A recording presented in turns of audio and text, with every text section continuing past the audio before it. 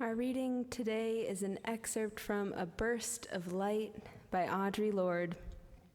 Self-proclaimed Black, lesbian, feminist, socialist, mother, warrior, poet, Audre Lorde wrote this collection of journal entries during her battle with cancer as she continued to write and speak and put immense energy into building solidarity amongst Black women across the diaspora. This is her entry from May 8th, 1986. Tomorrow belongs to those of us who conceive of it as belonging to everyone, who lend the best of ourselves to it with joy. It takes all of my selves working together to integrate what I learn of women of color around the world into my consciousness and work. It takes all of my selves working together to effectively focus attention and action against the Holocaust progressing in South Africa and the South Bronx and Black schools across the nation. Not to speak of the streets. Laying myself on the line, it takes all of my selves working together to fight this death inside me. Every one of these battles generates energies useful in the others. I am on the cusp of change, and the curve is shifting fast. In the bleakest days, I am kept afloat, maintained, empowered by the positive energies of so many women who carry the breath of my loving like firelight in their strong hair. Friends, it is a beautiful day, and we are surrounded by so much beauty here in this meeting house. I encourage you to take a moment to look around, to stop where you are and notice.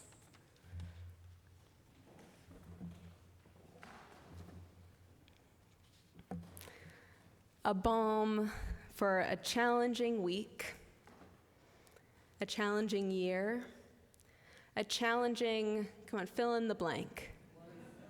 Life. Term. We are so often in the midst of urgent matters, breaking news, and pivotal moments. A challenging week, a challenging year, a challenging life. Do you hear that? And so often it feels like there are fewer solutions than there are problems.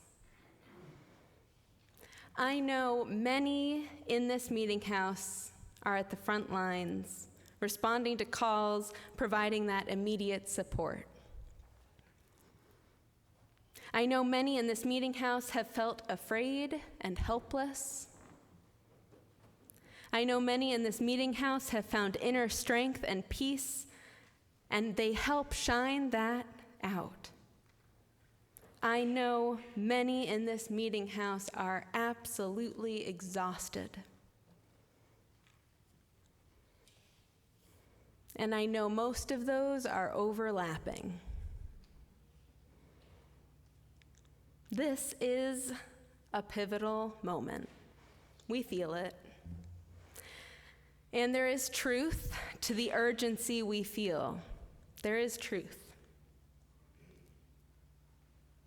And so often, when that comes to pass, we have to turn to others who have gone through pivotal moments before us, who have felt this urgency. My colleague, Reverend Jake Morrill, writes about one story of a pivotal moment really beautifully, which I would like to share with you. He reflects on the book of Esther in Hebrew scripture. He says, Esther finds herself at a similar pivotal moment. King Xerxes, ruler of the Persian Empire, is reckless, extravagant, and not all that bright, endangering all who live under his erratic rule. I know it's hard to imagine. In his dull vanity, Xerxes sentences all the Jewish people in the kingdom to death.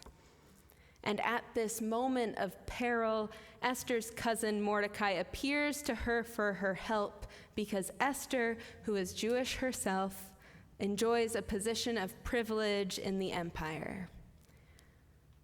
She's reluctant to risk it,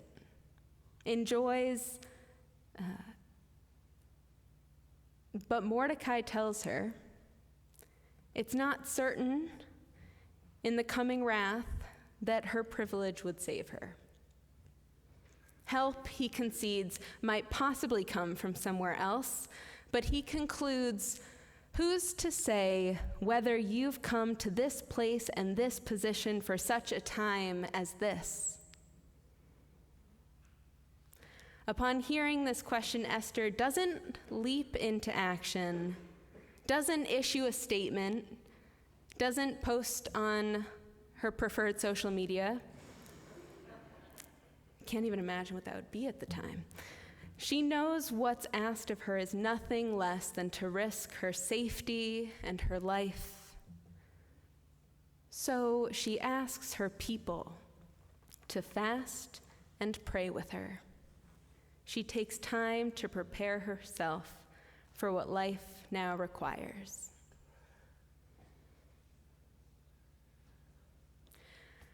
I appreciate this part of Esther's story, a story told every year during the festival of Purim. And I especially enjoy it and have enjoyed it this week. I'm humbled thinking of the moments that I feel a sense of urgency, and how when the stakes feel high, the urgency feels higher. Yet when Esther was asked this question, who's to say whether you've come to this place and position for such a time as this? When she is called to action by Mordecai, she responds by preparing herself for what life now requires. She takes a moment to slow down and to pray.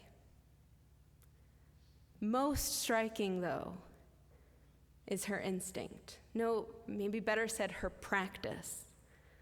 Not to set herself apart for a moment. She didn't find a quiet, empty space for prayer. No, she went to her people. She gathered her people in solidarity with her and asked them to fast and to pray with her. Only then did she make her plan to act. So how are we making our plan to act when we are called? I can tell you this week, I felt an urgent call to peace and justice. This has been another week overwhelmed by the pain of our country. I don't often speak specifically about a week's news. I want to give us a balm, as I said at the beginning. And I suppose today I'm not really doing that either, but I am compelled to reflect briefly on Thursday, because I'm inspired by Esther, and I want to call my people in for a moment. Thursday of the week after the resurgence of armed masked kidnappers in Boston neighborhoods last weekend. Thursday, the day after multiple shootings and deaths. Thursday, the day of overwhelmingly intense rhetoric from our public figures threatening more violence amidst uncertainty of the identity of a murderer. Thursday, the external pressures towards urgency felt unbelievable. Anyone else? I felt walloped by it, enveloped in a sense of needing to do something as quickly as possible. The problem I found was that this sense of urgency was not connected to something within me. And by that I mean it didn't connect to an action I had already been practicing. So, instead of being an effective call to organizing within me, that urgency fell onto the thing I had been practicing a lot last week: work emails. All of a sudden, everything that I had felt very patient about the whole week suddenly felt like if it wasn't accomplished right away, I was failing. Failing at what? It really didn't matter at that point. And the result of this is that I have a receipt of this urgency. I know how many emails I sent, all dealing with the same couple of tasks, an embarrassingly long receipt of urgency. In that moment, I was asked, who's to say whether you've come to this place and position for such a time as this? And I answered loudly, yes, I have come to this place and position for such a time as this because I need to send out emails ASAP to respond to an urgency that has nothing to do with the task at hand. I'm going to call this an unhelpful response to a somewhat helpful urgency, because there is truth to this urgency, just like there was truth to Mordecai's call for Esther to act and save her people. Esther calls her people together in solidarity and then turns inward for prayer and contemplation. She connects and then she understands. We learn a similar lesson when we listen to Audre Lorde's reflection that I read earlier. As she began her second experience with cancer, we could call it a fight, but it doesn't quite honor the nuance of her years of journal entries that depict her agency and fear and denial and growth and love. In that moment, she wrote this: in the midst of traveling the world, meeting Black women in literature and philosophy, and cultivating relationships and solidarity and understanding and community. And I want to read this entry from May 8th, 1986, one more time so that we can hear it with new ears as we're listening to our call for urgency and finding out how we need to respond. Tomorrow belongs to those of us who conceive of it as belonging to everyone. We lend the best of ourselves to it, and with joy. It takes all of myselves working together to integrate what I learn of women of color around the world into my consciousness and work. It takes all of myselves working together to effectively focus attention and action against the Holocaust progressing in South Africa and the Bronx and Black schools across this nation, not to speak of the streets. Laying myself on the line, it takes all of myselves working together to fight this death inside me. Every one of these battles generates energy, useful in the others. I am on the cusp of change, and the curve is shifting fast. In the bleakest days, I am kept afloat, maintained, empowered by the positive energies of so many women who carry the breath of my loving like firelight in their strong hair.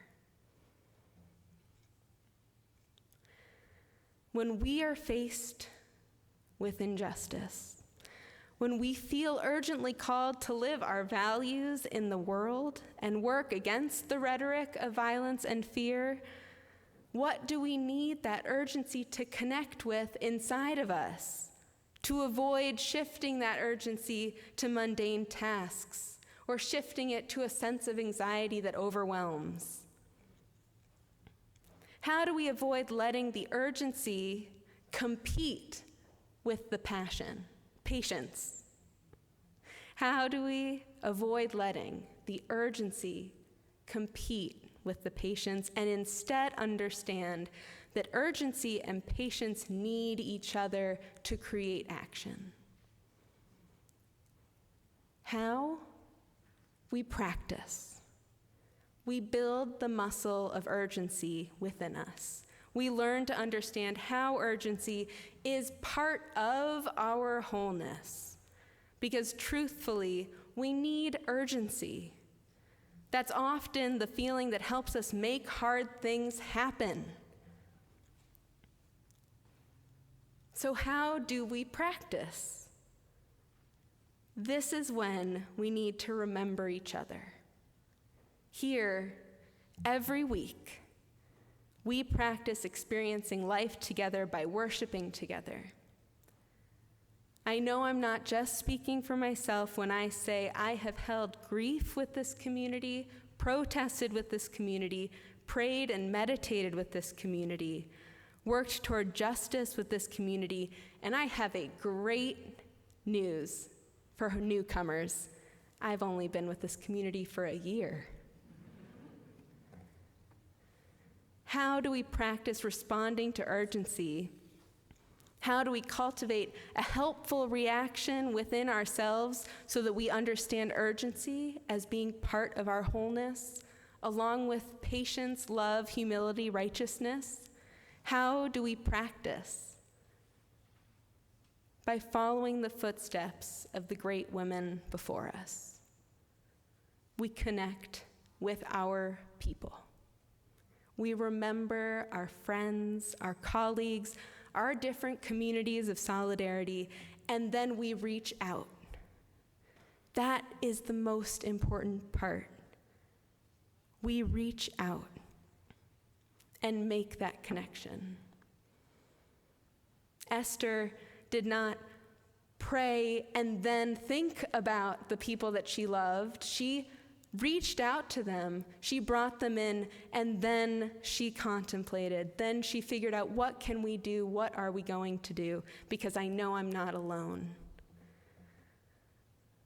We reach out to learn what others are already doing so we can join them. We reach out to get into good trouble together. And we remember that we belong to this world, and that we can only make this world, this country, feel like a place of belonging for more people when we do it together. If one person comes up to you on the street, outside of this meeting house, and they say, hey, you belong here, that probably feels good. Maybe it's not here, but you belong in this world. If you walk into a meeting house like this one, and everyone is greeting each other with love, and everyone is proving to you that you belong here, that's how we learn to trust that change is coming. To quote activist and politician John Lewis, during the civil rights movement, our struggle was not about politics. It was about seeing a philosophy made manifest in our society that recognized the inextricable connection that we have to each other. Those ideals represent what is eternally real, and they are still true today, though they have receded from the forefront of the American imagination. But we must accept one central truth and responsibility as participants in a democracy. Freedom is not a state. It is an act. It is not some enchanted garden perched on a distant plateau where we finally sit down and rest. Freedom is the continuous action we must all take, and each generation must do its part to create an even more fair, more just society. Friends, This is an urgent call to bring to the forefront once more our inextricable connection that we have to each other. When the urgency of that call finds you uncertain of where to turn, take a deep breath and turn towards your people. Turn to your friends and family. Turn to us. Amen.